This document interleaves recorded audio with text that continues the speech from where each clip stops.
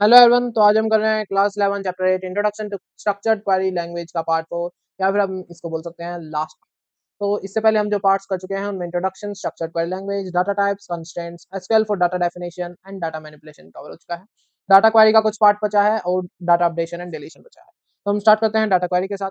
Quarrying अब हम करेंगे डाटाबेस ऑफिस में। जो डाटाबेस ऑफिस है इसके अंदर टेबल है एम्प्लॉय नाम की, उसके अंदर ये टेबल है। इसको मैंने क्रिएट कर लिया है माई एसक्यूएल में। जिसको अब तक टेबल क्रिएट करनी नहीं आती है वो part second and part third देख ले, उनमें प्रैक्टिकल्स हैं। और थ्योरी पार्ट भी कर ले, तभी उसको प्रैक्टिकल समझ में आएंगे। क्योंकि जिसको टेबल समझ में नहीं आ रही अभी भी क्रिएट करनी है और उसमें डाटा वैल्यूज इंसर्ट करनी, मतलब उसने तीनों पार्ट देखे ही नहीं है। जो भी पार्ट्स बचे हैं वो आपने कंप्लीट कर ले और उसके बाद टेबल क्रिएट करके वापस से इस क्लास में आए, तभी आप क्वेरी कर पाएंगे जब आपके पास टेबल्स होंगी, वरना आप प्रैक्टिकल परफॉर्म नहीं कर पाएंगे। तो ये टेबल है, इसमें हमें क्या क्या करना है, रिट्रीव करने हैं सिलेक्टेड कॉलम्स, रिनेम करने हैं कॉलम्स, डिस्टिंक्ट क्लोज का यूज करेंगे, वेयर क्लोज का यूज करेंगे और भी बहुत सारी चीजें हैं जो हमें इसमें करनी है। तो स्टार्ट करते हैं पहले प्रैक्टिकल के साथ। प्रैक्टिकल आप एक बार कर लेंगे तो फिर उसके बाद थ्योरी समझनी ईजी हो जाएगी और उसके बाद आप ये भी समझ पाएंगे कि कहाँ से कितने क्वेश्चंस आते हैं। प्रैक्टिकल मोस्टली इंपॉर्टेंट है, तो इसलिए जिन्होंने प्रैक्टिकल क्लासेस नहीं किया है वो कर लें। और ये भी प्रैक्टिकल क्लास है जिसमें से बहुत सारे इंपॉर्टेंट क्वेश्चंस आते हैं। ये चैप्टर सबसे इंपॉर्टेंट है एज मार्क्स, अगर जो हम देखें मार्क्स के तौर पर ये सबसे इंपॉर्टेंट है। और ये जो पार्ट है ये मार्क्स के लिए पूरे चैप्टर में सबसे इंपॉर्टेंट है, क्योंकि यहीं से 1 नंबर के, 2 नंबर के, 3 नंबर के, 4 नंबर के सारे क्वेश्चन इस पार्ट से बन सकते हैं। तो हम स्टार्ट करते हैं प्रैक्टिकल से ही।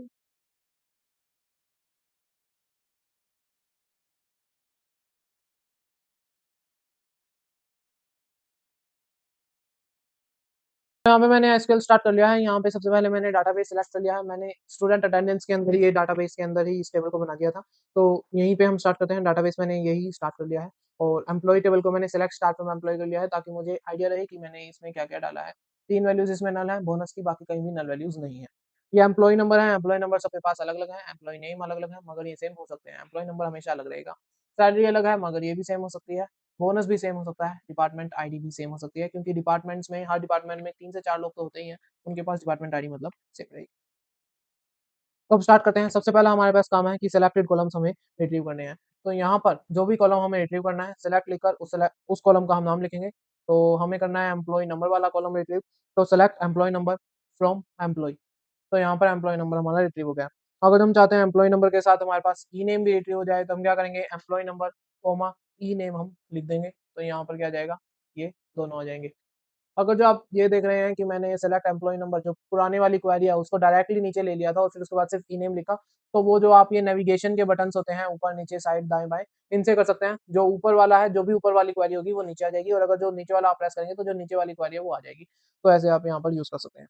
तो रिट्रीव कर लिया हमने सिलेक्टेड कॉलम्स। अब हम देखते हैं रीनेम करने हैं कॉलम्स। रीनेम का मीनिंग है कि जब हम उन्हें शो कर रहे हैं तब तो उनका नेम चेंज हो, लेकिन मेन टेबल में उनका नेम चेंज ना हो। तो मैं चाहता हूँ ये मुझे जो एम्प्लॉय नेम है उसको एज ओनली नेम शो करके दे और उसे रिट्रीव कर दे मेरे लिए। तो उसके लिए मैं क्या करूँगा, select e name as name from employ. From employ लिखना जरूरी है वरना उसे पता नहीं चलेगा कौन सी टेबल में से देना है।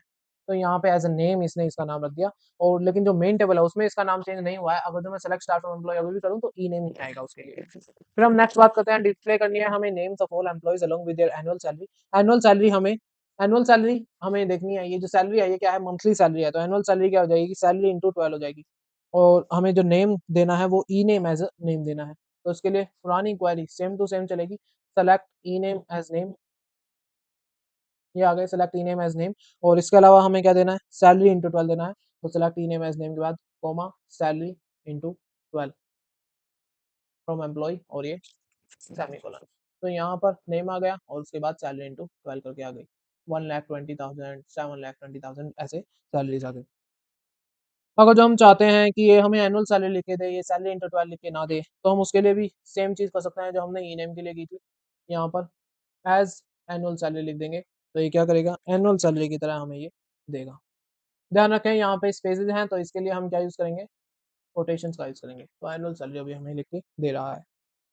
फिर हम बात करते हैं डिस्टिंक्ट क्लॉज की। डिस्टिंक्ट क्लॉज क्या करता है, डिस्टिंक्ट क्लॉज ये इंश्योर करता है कि हर वैल्यू जो है वो अलग हो।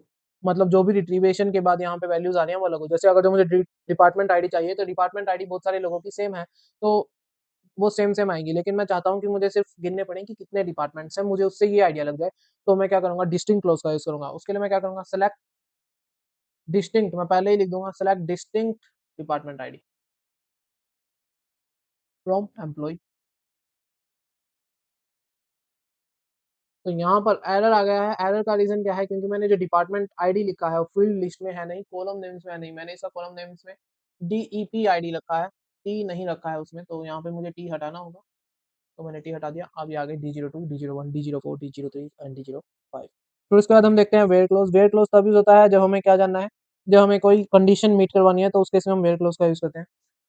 मान लीजिए मुझे सेलेक्ट करनी है, सैलरीज़ शो करनी है मुझे, डिस्टिंक्ट सैलरीज़ शो करनी है वो भी, इस केस में जिनकी डिपार्टमेंट आईडी D01 है, तो उसके लिए मैं क्या करूँगा, सेलेक्ट डिस्टिंक्ट। यहाँ पे आपको ध्यान रखना है कि जो वेयर क्लोज़ है वो हमेशा लास्ट में आता है, फ्रॉम एम्प्लॉयी के बाद में आएगा वो। यहाँ पर सैलरी क्या है, 60,000, 45,000 एंड 15,000।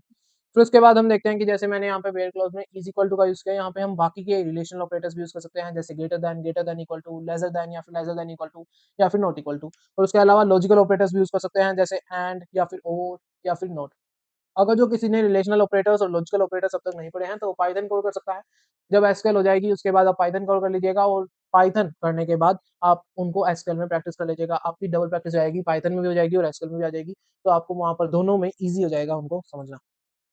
तो हम देखते हैं, अब हमें डिस्प्ले करने हैं एम्प्लॉइज़ जो अर्न कर रहे हैं 5,000 से ज़्यादा और डिपार्टमेंट में वर्क कर रहे हैं, कौन से में? D04 में। तो उसके लिए हम लिखेंगे सेलेक्ट, उनकी सारी डिटेल्स दे दो, सेलेक्ट स्टार फ्रॉम एम्प्लॉयी। तो यहाँ पर अगर जो देखें तो सेलेक्ट स्टार फ्रॉम एम्प्लॉइज़, यहाँ पे मैंने वेयर यूज़ किया है, तो यहाँ पे 2 हैं, एक तो relational operator is equal to है और एक रिलेशन ऑपरेटर ग्रेटर देन है और लॉजिकल ऑपरेटर एंड यहाँ पर यूज़ किया गया है। नेक्स्ट एग्जांपल देखें तो फॉलोइंग क्वेरी डिस्प्ले कर दिया records of all the employees except Alia. Alia को हटा के हमें बाकी सबके रिकॉर्ड्स देखने हैं, तो उस केस में हम क्या करेंगे, सेलेक्ट स्टार फ्रॉम एम्प्लॉयी। यहाँ पर हमें वेयर में क्या रखना है, वेयर नॉट ई-नेम। ई-नेम हम तब रखते हैं जब हमें उसका चाहिए होता, तो हमें सिर्फ उसे हटाना है, तो उस केस में हम नोट लिखेंगे, जहाँ पे आलिया ना हो उन सभी को हमें ये प्रेज़ेंट कर देगा, डिस्प्ले कर देगा। तो आलिया हटा के सब आ गए, 101 एम्प्लॉयी नंबर हटा दिया। बाद में हमें देखना है कि फॉलोइंग का नेक्स्ट हमें देखना है कि नेम और डिपार्टमेंट नंबर उन सभी एम्प्लॉइज़ का है जो सैलरी अर्न कर रहे हैं 20,000 और 50,000 के बीच में। तो हम क्या करेंगे, select ename, comma department ID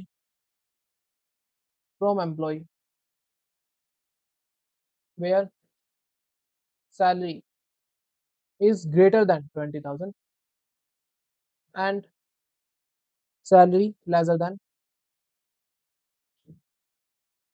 50,000। Book में यहाँ पे इक्वल्स टू भी दिया हुआ है, लेकिन आप इक्वल्स टू नहीं लगाएँगे क्योंकि जो क्वेश्चन है उसमें बिल्कुल साफ-साफ दिया हुआ है कि बिटवीन यूज़ करना है, मतलब 20,000 और 50,000 वाले भी नहीं दिखाने हैं। अब आप एक और यूज़ कर सकते हैं एंड ही हो जाए, दैट इज़ हम यहाँ पर यूज़ करेंगे बिटवीन का, जिसकी सैलरी बिटवीन हो 20,000। फिर हम बात करते हैं उन एम्प्लॉइज़ की डिटेल्स डिस्प्ले करनी है जो वर्क कर रहे हैं या तो डिपार्टमेंट आईडी D01 में या D02 में या फिर D04 में। तो हमें क्या करना है, select star from employees, employee क्योंकि टेबल का नाम एम्प्लॉयी है, where DEP ID is equal to department ID is equal to या तो D01 हो और D02 हो या फिर D04 हो। तो यहाँ पर हम क्या करेंगे, इसको एंटर प्रेस कर देंगे तो उन सबकी डिटेल्स आ जाएगी। फिर हमें नेक्स्ट क्वेरी करनी है इन ऑपरेटर के लिए। मेंबरशिप ऑपरेटर्स होते हैं, एक तो इन और एक नॉट इन। मैं आपको इनका करवाऊँगा, नॉट इन के लिए आप खुद कर लेंगे। जो इन है इसमें मुझे उन सभी एम्प्लॉइज़ की डिटेल्स चाहिए जिनकी भी डिपार्टमेंट आईडी D01, D02 या फिर D04 है। सेम क्वेश्चन है, इसको हमें इन ऑपरेटर को यूज़ करके लिखना है बस। तो इसमें मैं क्या करूँगा, तो अभी मैंने सिंपली क्या किया, department ID where department ID in लिख के और फिर ब्रैकेट्स के अंदर D01, D02 एंड D04 कर दिया। नेक्स्ट कॉलम में हमें D01 और D02 को छोड़ना है, तो उसके इसमें हम सिंपली नॉट इन लिख देंगे और यहाँ से D04 हटा देंगे। नॉट इन D01, D02 आ जाएगा, उसके हिसाब से आ जाएगा। फिर आता है order by clause. Order by clause by default ascending order में ऑर्डर करता है और अगर जो हमें डिसेंडिंग ऑर्डर में करवाना है तो हमें DESC लिखना होता है। इसके लिए मैं देखूँ तो सेलेक्ट स्टार फ्रॉम एम्प्लॉयी, अब हमें ऑर्डर करना है बाय सैलरी, तो ऑर्डर बाय फ्रॉम एम्प्लॉयी के बाद ऑर्डर बाय सैलरी हम लिख देंगे। तो यहाँ से एंटर करेंगे तो ऑर्डर बाय सैलरी इसने कर दिया। असेंडिंग ऑर्डर में क्या, पहले 10,000, 15, 19, 29 लास्ट तक 60,000। अगर जो हम डिसेंडिंग ऑर्डर में करना चाहते हैं तो हम सिंपली DESC लिख देंगे लास्ट में, DESC। अभी डिसेंडिंग ऑर्डर में कर देगा, पूरी की पूरी लिस्ट अपोजिट हो गई, उल्टी हो गई। अब नेक्स्ट आता है नल वैल्यूज़ को हैंडल करना। नल वैल्यूज़ के ऊपर अरिथमेटिक ऑपरेशंस परफॉर्म नहीं किए जा सकते।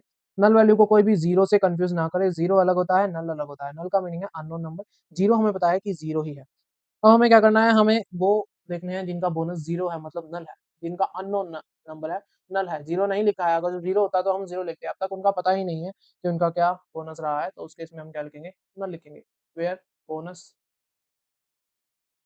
इज, इसमें हम इस का यूज करते हैं जब हम नल के लिए यूज कर रहे हैं, और इज नोट का यूज करते हैं हमें उनका देखना है जिनकी नल नहीं है, तो उसके लिए हम नोट लगा देंगे एक्स्ट्रा, इज नोट नल। तो एंटर प्रेस करेंगे तो बाकी सभी लोग आ गए। फिर उसके बाद हम देखते हैं कि हमें सबस्ट्रिंग पैटर्न मैचिंग करनी है। सबस्ट्रिंग पैटर्न मैचिंग क्या होती है, मतलब आपके पास पूरा नाम नहीं है, जैसे आलिया है पर आपको पूरा नाम नहीं पता, आपको सिर्फ ये सर्च करना है कि उन सभी का नाम आ जाए जिनके नाम ए से स्टार्ट होते हैं, तो उस केस में आप परसेंटेज का यूज करेंगे। अगर जो आपको बाकी का नाम पता है लेकिन स्टार्टिंग में कुछ भी हो सकता है, लास्ट में आलिया लगता है या फिर लास्ट में या लगता है, आपको ये देखना है कि सारे नाम आ जाए जिनके लास्ट में या लगता है, तो उस केस में आप स्टार्टिंग में परसेंटेज का यूज करेंगे। या फिर आपको फर्स्ट वर्ड पता है, आपको सिर्फ पता है कि सेकंड वर्ड ए आता है, उससे पहले एक वर्ड आता है और उसके बाद में भी कुछ भी आ सकता है, तो आप उस केस में पहले अंडरस्कोर लगाएंगे और लास्ट में परसेंटेज लगाएंगे। मैं आपको ये सब करके दिखा देता हूँ। सबसे पहले हम देखते हैं select star from employ, where e name like के और फिर परसेंटेज। के परसेंटेज का मीनिंग है कि फर्स्ट वर्ड तो के है और परसेंटेज मतलब आगे के कोई भी वर्ड्स हो सकते हैं। परसेंटेज यूज होता है कि बहुत सारे मल्टीपल कैरेक्टर्स के लिए, जबकि अंडरस्कोर यूज होता है एक सिंगल कैरेक्टर के लिए।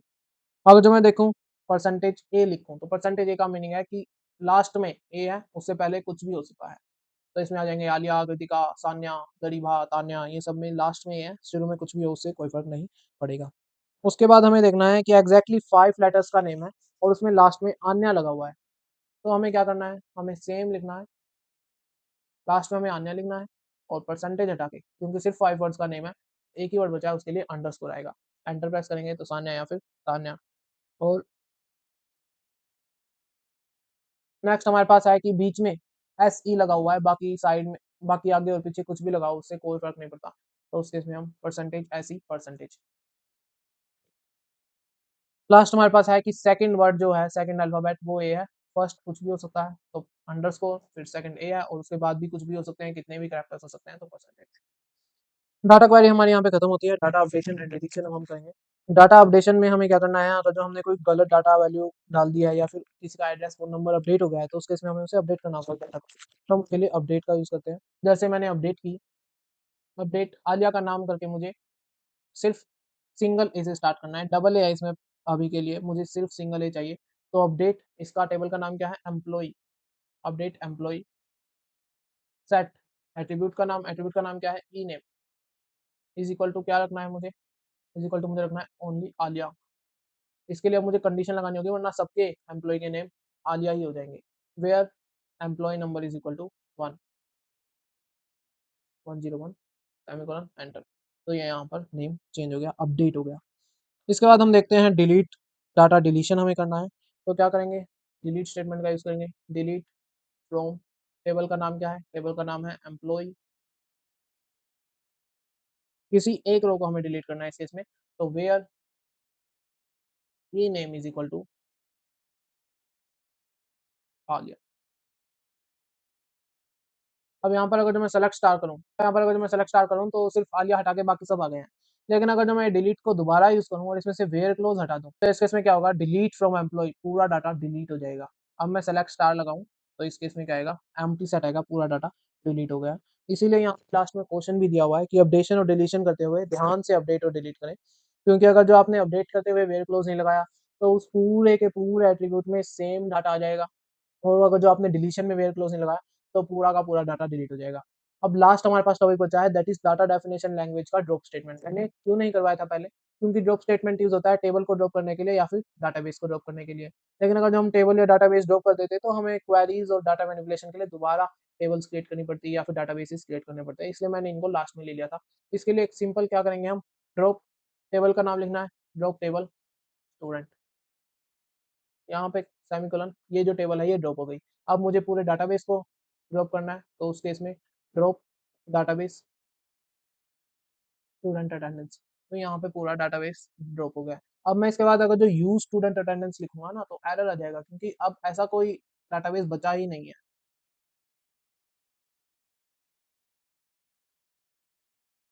Error unknown database student attendance, ऐसा कोई डाटाबेस अब बचा ही नहीं है, उसको ड्रॉप कर दिया जा चुका है। तो यहाँ पर अगर जो मैं देखूँ तो रिट्रीव सिलेक्टेड कॉलम्स हो गया, रीनेमिंग ऑफ कॉलम्स हो गया, डिस्टिंक्ट क्लोज का हमने यूज किया, वेयर क्लोज का यूज किया, उसमें डिफरेंट ऑपरेटर्स का यूज किया। मेंबरशिप ऑपरेशन में मैंने इन एंड नॉट इन आपको दोनों बता दिए। ओरल ब्राइ क्लोज में असेंडिंग डिसेंडिंग अरेंज फॉर्म में आते हैं। हैंडलिंग नल वैल्यूज़ मैंने आपको बता दी। एसक्यूएल सपोर्ट करता है स्पेशल वैल्यू नल को, जो कि रिप्रेजेंट करता है मिसिंग या अननोन वैल्यू को। मिसिंग या अननोन वैल्यू क्या है कि मतलब हमें पता ही नहीं है उसकी वैल्यू क्या है, 0 है, 1 है, 2 है, 3 है। जो नल है उस पर अरिथमेटिक ऑपरेशंस परफॉर्म नहीं किए जा सकते। अगर जो आप कोई भी अरिथमेटिक ऑपरेशन परफॉर्म करेंगे नल पर तो आंसर हमेशा नल ही आएगा। जैसे 5 प्लस नल, नल, क्योंकि आपको अननोन नंबर है और 5 में एक अननोन नंबर मिलाएँगे तो वो अननोन नंबर बन जाएगा। या फिर माइनस, मल्टीप्लिकेशन, डिवीजन कुछ भी करेंगे नल पर वो हमेशा नल ही आएगा। और अगर हमें नल वैल्यू चेक करनी है कॉलम के अंदर तो हम इस नल का यूज़ करते हैं। फिर हमें सबस्ट्रिंग पैटर्न मैचिंग की, इसमें हमें क्या करना होता है, हमें कुछ फ्यू कैरेक्टर्स या वैल्यूज़ पता है, कॉमन वैल्यूज़, बाकी हमें नहीं पता है, तो उसके हिसाब से हम करते हैं। इसमें हम इज़ इक्वल टू ऑपरेटर का यूज़ नहीं कर सकते क्योंकि एग्ज़ैक्ट मैच हम नहीं ढूँढ रहे हैं। हम सिर्फ लाइकवाइज़ ढूँढ रहे हैं कि हमें एक अल्फ़ाबेट पता है, इसके जैसे जो भी हैं। तो यहाँ पर लाइक का यूज़ होता है और वेयर क्लोज़ का यूज़ होता है। लाइक ऑपरेटर में जो वाइल्ड कार्ड कैरेक्टर्स यूज़ होते हैं, तो वो है percentage and underscore. Percent represent करता है 0 को, 1 को या फिर मल्टीपल कैरेक्टर्स को, और जो अंडरस्कोर है वो एक सिंगल कैरेक्टर को रिप्रेज़ेंट करता है। फिर हम देखते हैं data updation and deletion. Data updation में अपडेट करते हैं हम, इसका जो ये सिंटैक्स रहता है ये आपको याद रखना है, और डाटा डिलीशन का सिंटैक्स भी आपको याद रखना है। डिलीट डाटा, जो डिलीट स्टेटमेंट है वो डिलीट करती है एक या उससे ज़्यादा रिकॉर्ड्स को या फिर पूरी टेबल को भी डिलीट कर सकती है जितने भी उसमें डाटा है, अगर आप वेयर कंडीशन नहीं लगाते हैं। अपडेशन एक एट्रीब्यूट की वैल्यू को अपडेट करती है, अगर जो आपने वेयर कंडीशन नहीं लगाई तो उस एट्रीब्यूट में जितनी वैल्यूज़ है सबकी एक नई वैल्यू आ जाएगी। तो अगर जो आपने वेयर कंडीशन लगाई है तो जहाँ-जहाँ पर वेयर कंडीशन सैटिस्फाई हो रही है वहाँ पर नई वैल्यू आ जाएगी। ये यहाँ पर क्वेश्चन रखना होता है। उसके बाद मैंने आपको एसक्यूएल डाटा डेफिनिशन का लास्ट टॉपिक ड्रॉप स्टेटमेंट बताया। ड्रॉप टेबल करने के लिए ड्रॉप टेबल, टेबल का नाम, और डाटाबेस ड्रॉप करने के लिए ड्रॉप डाटाबेस, डाटाबेस का नाम। ड्रॉप स्टेटमेंट यूज़ करते हुए to remove a database, ultimately सारी टेबल्स उसके अंदर जितनी भी हैं वो सब रिमूव हो जाएँगी, तो इसलिए ध्यान से क्वेश्चन के साथ यूज़ करना होता है। अगर जो आपने ड्रॉप लगा दिया कहीं पे और अभी भी आपको उस डाटाबेस या टेबल का काम है, तो अब वो रिट्रीव नहीं हो सकता। तो आज ये हमारा चैप्टर खत्म हो गया है। हमने पिछली क्लास में introduction, structured by language, data types, constraints, definition, manipulation कर लिए थे। आज की क्लास में हमने query, updation and deletion complete किए। डेफिनिशन का भी हमने एक जो लास्ट पार्ट बचा था वो कंप्लीट किया। मेरी तरफ से एसक्यूएल कंप्लीट हो चुका है। आप इसकी जितनी प्रैक्टिस करेंगे आपको उतने अच्छे से आएगा। जो कंप्यूटर का एग्ज़ाम होता है वो 70 मार्क्स का होता है, उसमें से लगभग 20 मार्क्स का ये चैप्टर आता है एटलीस्ट। तो इसलिए इस चैप्टर को बहुत ही अच्छे से करें। सबसे हाईएस्ट स्कोरिंग चैप्टर ये है, और प्रैक्टिकल इसमें से क्वेश्चंस मोस्टली आते हैं, थ्योरी के क्वेश्चन बहुत ही कम आते हैं। सिंटैक्स आप याद रखें, प्रैक्टिकल में वो आपको सिचुएशंस दे देगा और उनमें पूछेगा कि इनमें आंसर क्या होंगे या फिर आप इनमें क्या स्टेटमेंट लगाएँगे, तो ये आपको आने चाहिए। अब नेक्स्ट अब जो भी चैप्टर्स बचे हैं वो थ्योरी के चैप्टर्स बचे हैं। सिर्फ एक नमपाई चैप्टर है जो कि प्रैक्टिकल चैप्टर है, जो कि हम लास्ट में लेंगे, उससे पहले हम सारे थ्योरी चैप्टर्स कंप्लीट करेंगे। तो इतना थ्योरी चैप्टर्स चल रहे हैं, इतना प्रैक्टिकल चैप्टर्स की भी अच्छे से आप प्रैक्टिस कर लें, जितने भी प्रैक्टिकल चैप्टर्स हुए हैं। पाइथन के दोनों चैप्टर हो चुके हैं और ये MySQL का इस क्लास में यही चैप्टर है, इसकी प्रैक्टिस करते रहें। नेक्स्ट क्लास तक के लिए thank you everyone, God bless you, take care, bye bye.